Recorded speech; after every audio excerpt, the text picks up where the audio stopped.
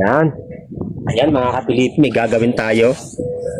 Mag-ihaw tayo ng langka. Ihaw lang. Ihaw langka. Ihawin natin. Ihaw tayo ng langka. Yan. Ilagay naman sa nilaga. Doon ka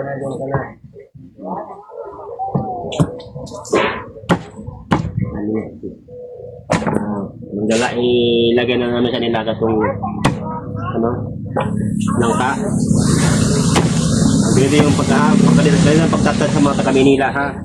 Hindi rin hindi marunong. Sugod sila yung pagbalat. Pinatagtad sa darago. Yan. Gugulayan namin yan. Tanggalan saan? Hindi sa gitna para pag kinahon. Bukag. Bukag. Para di rin matiga. Kaya sa Manila, di rin naging dinatanggal, naging nahali. Nilalagay na sa gulay. Kaya, nuupod, sinasama. Mandraya, no? Sabi sila, no? Kung mo nagugulay na lang ka, hindi kirit sila, ano? Yan. Ilagay naman sa nilagan.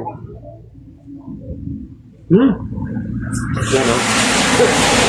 Para pag kinain mo, siramon, mahandabon.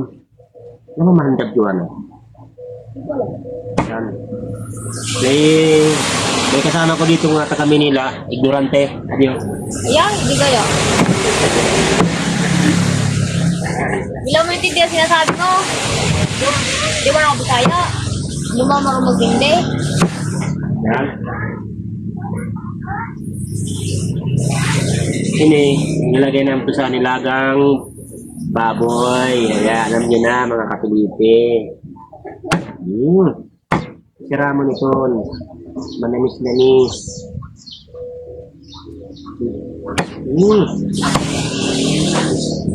Langka pa lang.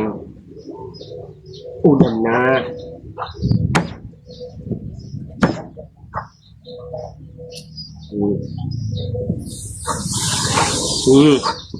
Yan.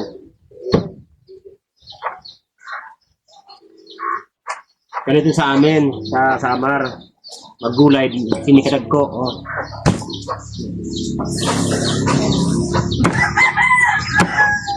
Ano?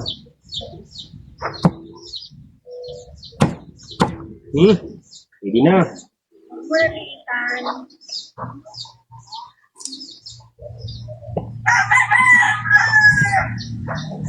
Yan o. Parang nagkakatay ng baboy. Yan akong director eh. Yung director ko na doon eh. Huwag ko daw ilan. Lakihan ko lang. So yung mga hindi marurunong dyan, kasi sila yung paggulay sa Samar po, malalaki. Yan o. Yan o. Tapos na.